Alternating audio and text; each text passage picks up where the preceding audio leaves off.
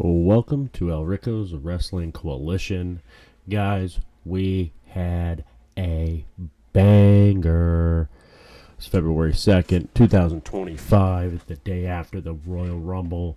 Huge surprises, huge matches, big moments. CODy KO, Charlotte Flair, Jey Uso, John Cena, Roman Reigns, CM Punk, Drew McIntyre's pissed. It was a heck of a show. A couple thoughts off the top of my head.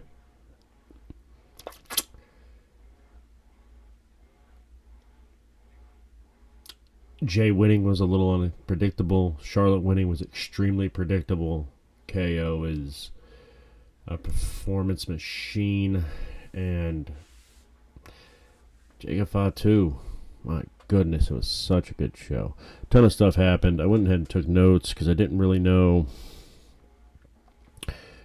the orders that I wanted to go through this, so bear with me as I check my little phone. Little notes I have on my phone. So starting off, the Women's Royal Rumble was very fast-paced. Great match to start out with. I really didn't know who was going to win. I assumed if it wasn't going to be Charlotte, it was definitely going to be Io. Roxanne Perez absolutely impressed. I think she's absolutely made for the main roster. Nia Jax also extremely impressive, eliminating, I think it was like 7 women at once. Liv Morgan was a very good choice to start out the match. I think she did it very well as well.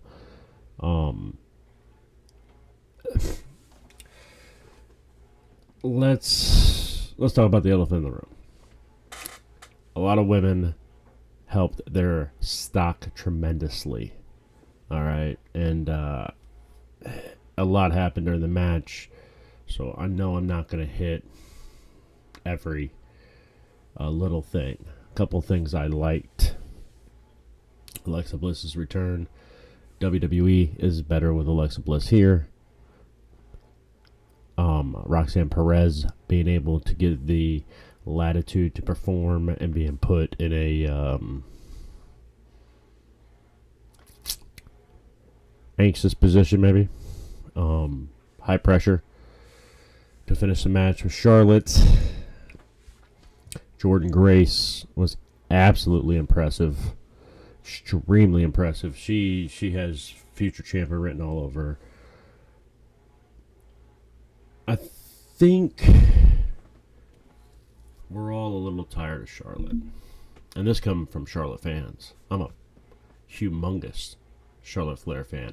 I think as a performer, she's probably top 3 in the world, and I don't know, at least for WWE style, what they accomplish in women's wrestling, Charlotte Flair's right at the top. Her promo game is exceptional. Her character development has been flawless. Her in-ring work is great. I just wish they would have gave someone else a shot. Because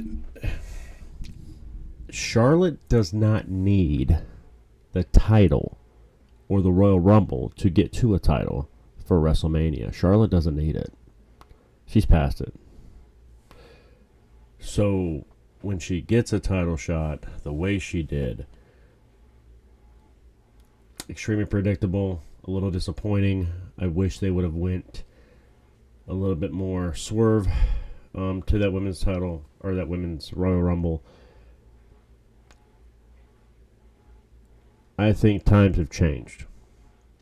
I think over the past year, the women have shown, multiple women have shown they can main event a PLE if they have to. They can definitely main event a Raw or a SmackDown. With the stock of women you have, the roster that you've been able to put together, to default to Charlotte Flair seemed lazy. It seemed uninspiring. And it wasn't needed. Unnecessary. And again, I'm a big Charlotte Flair fan. I really am. I think she's a phenomenal athlete. I think over the last decade she's proven that she's at the top of the heap when it comes to the women. That's why I was so disappointed they gave it to her. Because she absolutely did not need it. That being said, who does she face? Because you got Tiffany Stratton there. I can't believe they do Rhea Ripley again. They could. It'd be a match that sold. I think Rhea got the last one, so Charlotte maybe wanting to get back. I just don't know if that's the best thing for the women's title picture on Raw. If we move over to SmackDown, Tiffany Stratton, new champion. I don't like when the champion looks less strong than the challenger. So I think Tiffany Stratton would be in a weird spot. Again, I think it's uninspiring, and I'm not a huge supporter of Charlotte Flair winning, although I am a huge fan of Charlotte Flair and think she does deserve a spot in Mania because she is one of the best.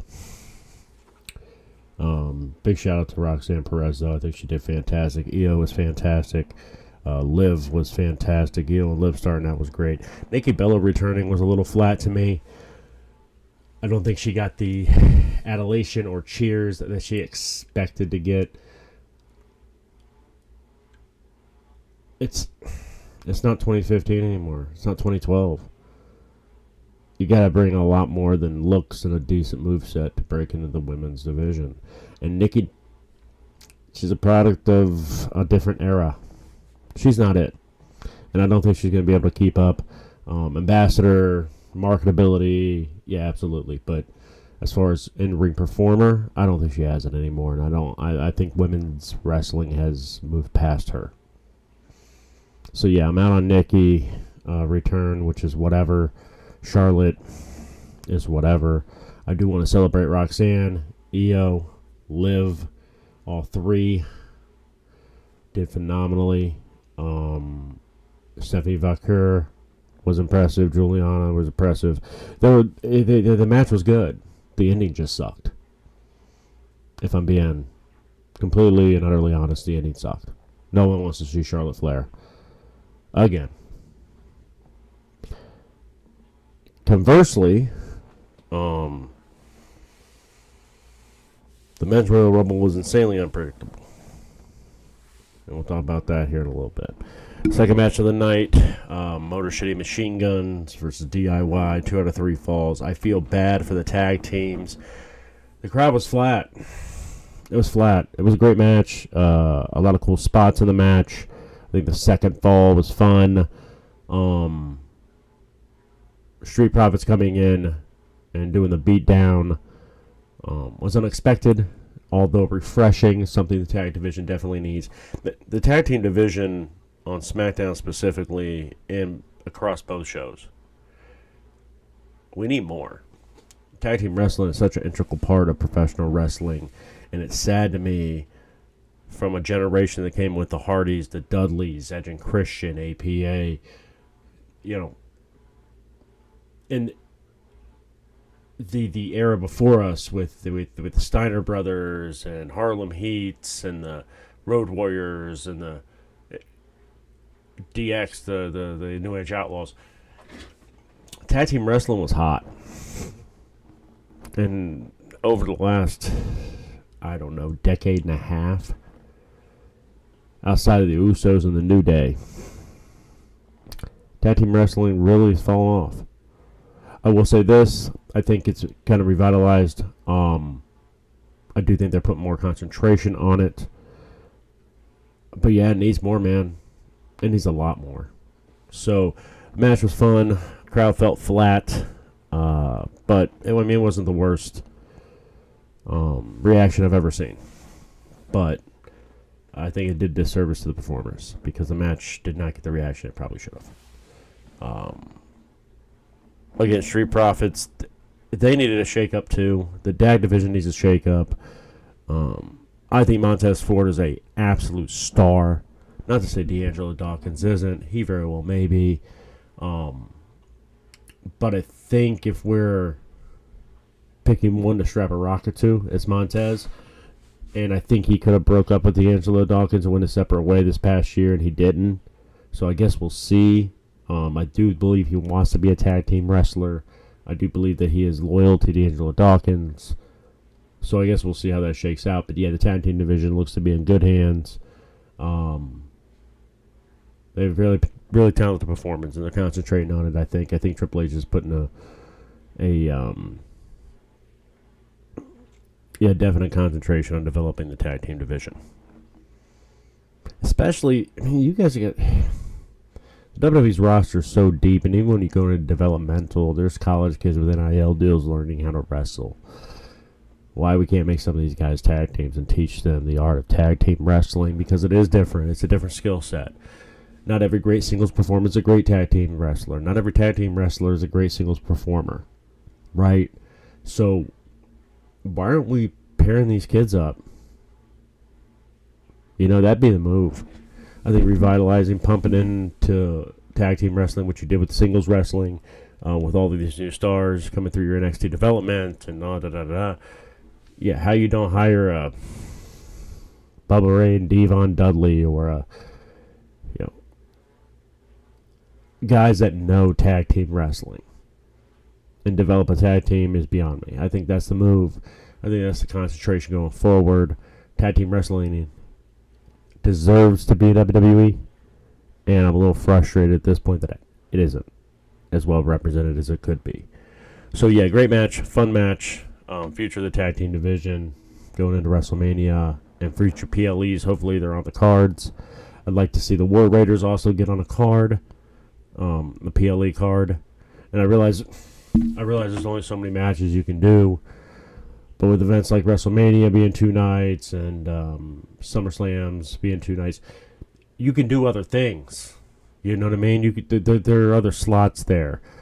In a 9-match weekend, I can't believe you can't find 2 of those matches to give to tag team wrestling. It's a lost art form on WWE. So yeah, I don't know why that doesn't happen more. I think that's a serious concentration that Triple H needs to have, is developing tag team wrestling, because the last thing we need to see is it go away. That's a beautiful art form. Beautiful, beautiful art form of subcategory of professional wrestling. The Men's Royal Rumble. Oh, never mind. Let's back it up. KO and Cody Rhodes. Let's start here. KO is a great. KO is the big-time match performer of our era. No matter what they give him, he turns it into gold. No matter what the opponent is, he turns it into magic. They trusted him with Stone Cold. They trusted him this entire time with Cody. Look, it's difficult to go against a white meat babyface like Cody Rhodes. Everybody loves him. Everybody loves him. So you have to, first off, be comfortable being a bad guy, which it's hard for guys to be booed.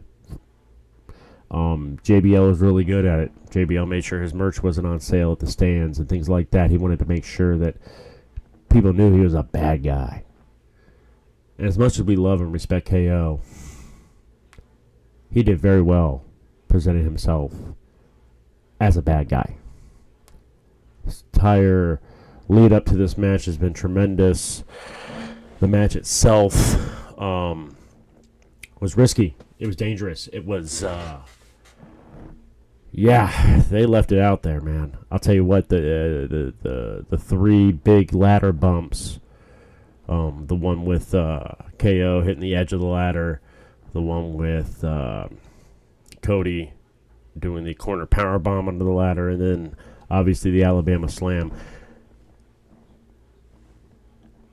They left it 100%. They went for it 100%. There was no pullback. There was no pull up.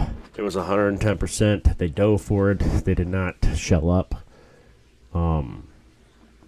They performed. KO is a magical performer. Kevin Owens is a magical performer, and I think he's insanely underrated for this era. I think he's right up there with Seth Rollins. I think he's right up there with CM Punk. I think he's right up there with Daniel Bryan. I think he's right up there with those guys, those top echelon guys from the indies that moved to WWE and became successes. He's at the top of that heap. KO is a tremendous performer. And if you had to go out and get a banger, put on a freaking banger, and your show depended on it, there's very few people on this planet that I'd take before KO. Kevin Owens is tremendous on the mic. The storytelling was tremendous. The development of the story was tremendous.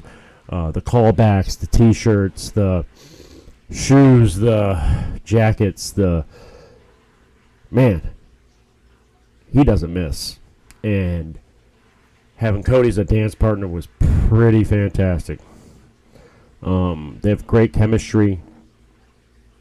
They're both, top of the cream of the crop performers, and they both proved why they were at the top of that card. KO, I don't know what you do with him for WrestleMania. Maybe give him a break. His body looked like it went through some stuff yesterday. But once he takes his break, I don't know what you lead into WrestleMania. I'd like it to be a big thing. Probably Sammy would probably be your shot if you weren't shooting for a legend to come back and try something or something like that, because I think KO's your guy in that spot. But yeah, I guess Sammy needed something to do. His involvement, although minimal, he still came out. He still showed support, but he didn't help KO. And I think that's going to be the stick in his craw. I think it'll lead to a match at WrestleMania, hopefully, because we know those two dudes can tear the absolute house down. CODy, obviously, he's going to main event WrestleMania. He's the biggest star they have. Who he main events against? I mean, there's so many people he could that fold into a story for him, whether you want to go Roman for the third time, whether you want to shoot a CM Punk at him or whatever. He deserves he's going to have a marquee matchup. There's a lot of different avenues they can go. The match itself, absolutely tremendous. It's hard to take a gimmick match like the ladder match, which has had so many great performers that have revolutionized it and done so many different things that it's hard to find something, number one, that's original, number two, that's exciting, and number three, won't kill you. They happen to find, they were able to find it. Yeah, I'm very excited for the road to WrestleMania for CODy. I think the road up to Royal Rumble has been fantastic. Credit to Kevin Owens for keeping it lively. Yeah, man, tremendous performer. I can't say enough how much he's underrated, how much more appreciative we need to be of Kevin Owens.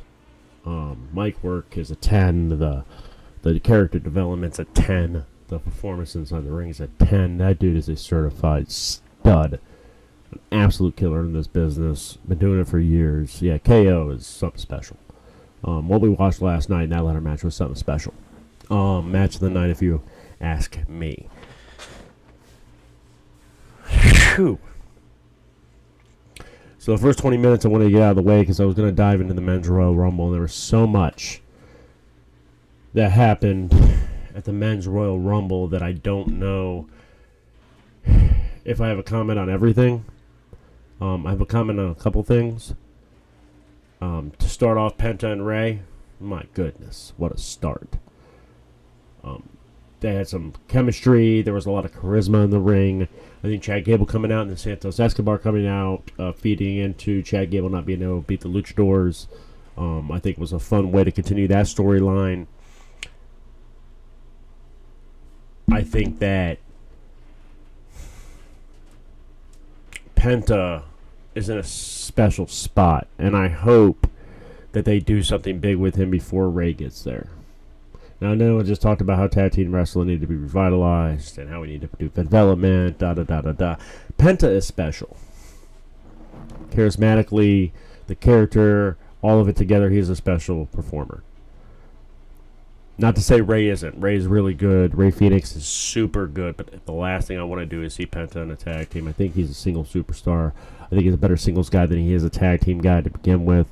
He has the absolute best destroyer in the game. The smoothest, quickest pop destroyer in the game. And he showed he can go, 38 minutes, 40 minutes, 42 minutes. It's crazy. His first Royal Rumble. Yeah, he absolutely performed. The vibes, the charisma, the moxie, he has it. He has that special something, that mysterious special something. I hope he has a huge program moving forward into WrestleMania. My hope is maybe it's Ray. They put the seeds in for a feud with Dom. So I guess we'll see. But yeah, Penta and Ray starting out was great. Very high-paced match. A lot higher pace than I expected.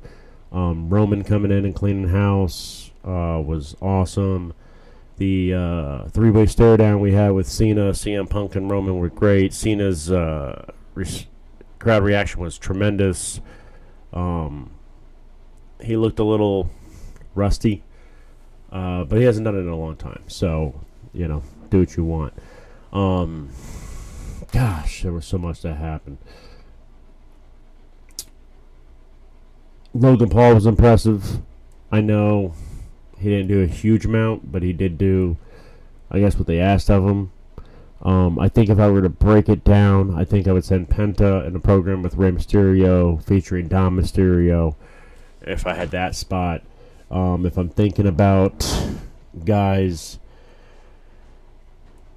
that could be matched up, obviously Jey Uso won the Royal Rumble, the biggest upset or long shot ever to win the Royal Rumble in my eyes. As predictable as the women's was, and as much as I hated that, the unpredictability of the men's didn't hit like you thought it would. I'm not coming at Jey. Jay's a great performer. He's connected with the fans. The charisma's there. The eating's there. There are holes in his game. He's not a tremendous in-ring performer. He's good. Far better as a tag team than he is a singles guy, in my opinion. But you can't deny how hot he is.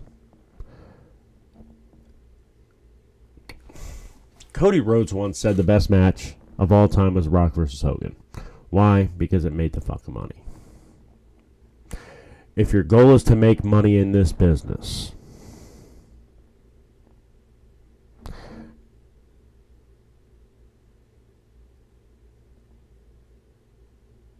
then your goal should be to put the person who's making the money in the biggest match. Jey Uso is making the money. He's selling the merch. The amount of yeet shirts and the amount of people yeeting. 70,000 people yeeting. We can sit here and talk about, in the past, they didn't do this with LA Knight when he was red hot. We can sit here and talk about how it was John Cena's time and he should have won it. We can sit here and talk about the fact that it was the most star-studded Royal Rumble in the history of the WWE, and one of the stars did not win. And I'm not saying Jey is not obviously he's a star, but he's not Roman, and he's not John Cena, and he's not CM Punk, and he's not Seth Rollins. So when you have those four guys in the match, plus Drew, plus, it's hard to take Jey and look at it like they made the right decision. It looks like Jay's going to face Gunther. That's what he said in the press conference. I hope that is the person he chooses, because I don't want Cody tainted with it, to be perfectly honest with you. I'm not mad Jay won. It's fine. The guys I mentioned don't need the Royal Rumble to get into a title match or to get into any match at WrestleMania anyway. So maybe giving it to Jay was a good thing. I just think that there's a lot of ways it could have gone. And sometimes predictable is good. Now, John's not going to be here. John Cena's not going to be here for the next month, so I understand not giving him the win because what are you going to do with him? You know, talk trash to Gunther or Cody Rhodes via satellite from Hungary. I get it. I get that Roman does not need the Royal Rumble to get into a WrestleMania match. I get it. But man, it just fell flat for me. Now, that's not to say that I'm correct. That's not to say that my biases and preferences are beyond reproach. I'm not saying that. And I want to make sure you understand, I'm not saying Jay's a bad pick. I'm saying not a bad pick isn't as good as a great pick. I would have went CM Punk personally. That's who I was gunning for. John Cena was also an option for me. When I looked at the landscape of all of it, I just didn't see Jey Uso. And maybe they turn it around. Maybe it turns out to be great. But to see Jey Uso challenge Gunther 7 days after getting beat by Gunther, maybe they'll turn it around. But I'm having a hard time getting up for that one. John Cena not winning, being in the final two. He spoke about it at the press conference. He is entering Elimination Chamber. He's going for number 17 at WrestleMania in the main event. I do believe that's how it's going to shake out. How they get there is a little weird. I will say this, though, that Elimination Chamber has potential to be the most stacked Elimination Chamber in the history of Elimination Chambers. And I know we've had a lot that were pretty stacked up, but potentially Cena, Punk, Roman, Seth, Drew, and Fatu. If I was to send 6, those were the 6 I would send into the Elimination Chamber. Another tangent I know. Jacob Fatu is special. Jacob Fatu is it. He has it. His promo game is nasty work. His in-ring game is even better. Jacob Fatu carried most of that Royal Rumble. I think his interactions with Roman were fantastic. I think he looked strong throughout. He was not afraid to take a bump, though, and make another guy look good. Mic work, charisma, the whole 9 yards. A little shake he does. I dig all of it. I think he's a gangster. I think he's a thug. I think he is an absolute warrior on that mic. Yeah, Jacob Fatu is something special. He's a future world champion. If you really wanted to do a surprise, that would have been a fun one. But, back to the Elimination Chamber. It's stacked up. I do foresee John Cena winning, and then the other 5 guys being in there kind of progress their storyline to WrestleMania. I don't know what you do with Seth, Punk, and Roman. I do feel like the guy left out is Drew McIntyre. To have the best... Okay, let's talk about this, because I read that he was upset originally this morning. I wasn't 1,000% sure why he was upset. Then I read on as the day got further, and what he's really upset about, reportedly, I don't know, Drew. I'm not taking the words out of this guy's mouth. Reportedly is he thinks he deserves a better shot, a better spot. It looks like he's going to line up against Damian Priest, which is fine. Damian took the title off of him at last year's WrestleMania, so I think the get back is there, the story is there. And Damian is not small potatoes. But Drew definitely feels like the guy being left out of that big boy storyline, doesn't he? Doesn't he? And after having the best year of your entire career, putting it on the line against CM Punk the entire year. Punk was injured, whether Punk was slower or not as in shape, Drew pulled everything he could out of that feud. And I'm a little disappointed for Drew. Again, Damian Priest is not small potatoes. He's not. Damian is good. Former world champion, Damian Priest. Drew deserves better. I can see being frustrated. You have this year-long program of Punk. You're going after Roman. ran into Seth on the way, Sammy on the way, Jimmy and Jay on the way,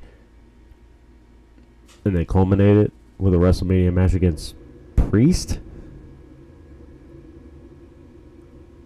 Yeah, it just kind of feels like he was kind of pushed out of that top echelon of matches, and I can understand him being frustrated.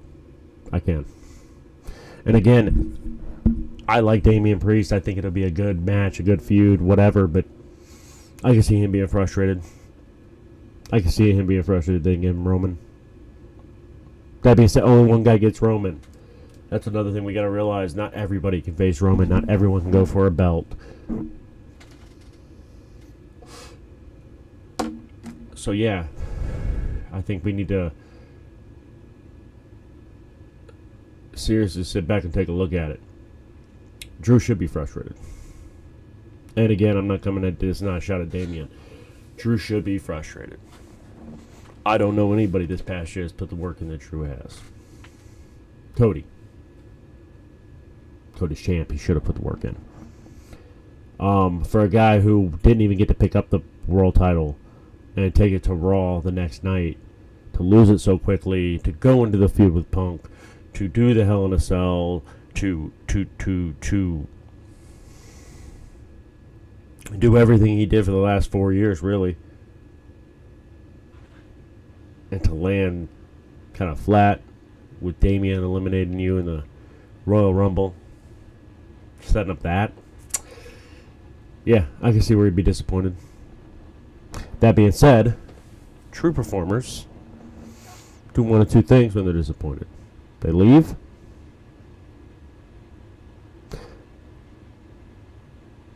or they make magic. Drew McIntyre is good.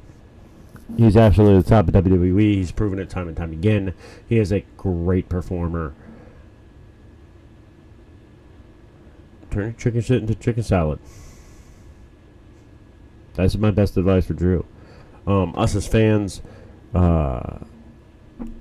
may think he's whining, but he put the performance of his lifetime, his career this past year, and he's going to end up in a mid-card match with Drew, or with Damian Priest. I can understand Drew being frustrated. I absolutely can. Wow.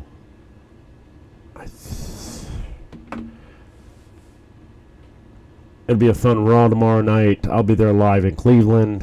Me and my boo are going to go up there, have a good time. I was hoping to see John Cena, but I do not believe I'll be able to. I'm excited to see everybody else. I don't know where they go with Roman. I don't know where they go with Drew. Well, not Drew, sorry. Roman, Punk, Seth. Yeah. It feels weird they can't find a spot for Drew there. I'm sorry, I don't mean to go back to it, but it does feel weird that they don't have a spot for him there. Yeah, crazy. Tomorrow night we'll definitely answer a bunch of questions heading on the road to WrestleMania.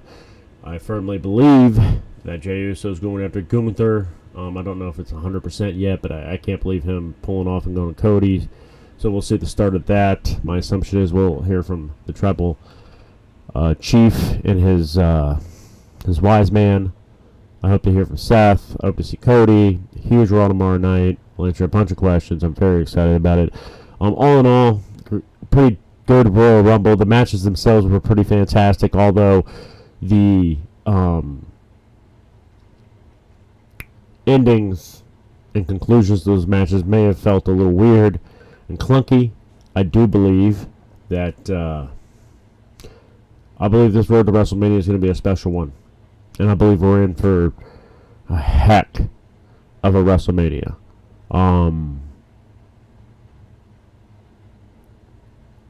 Yeah, it's going to be good. Please feel free to like, subscribe, comment, share, all that jazz. I'm going to go ahead and wrap it up. Thank you so much for joining me. Thank you for joining El Rico's Wrestling Coalition. Follow me on Twitter. That's ELRICKO20. El Rico20 on Twitter or X.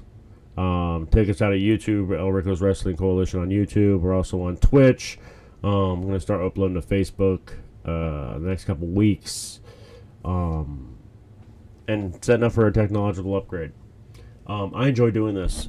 I didn't know if I would. I do. It helps me get a lot of thoughts off my chest. It helps me talk about the thing I love. Yeah, pro wrestling to me is something I've loved for a long time. So we're going to get technological upgrades. I hope to get guests. I hope to get co-hosts. I hope to make this a lot bigger. I appreciate you joining me now. I appreciate you joining me this evening. And thank you so much. I'm out.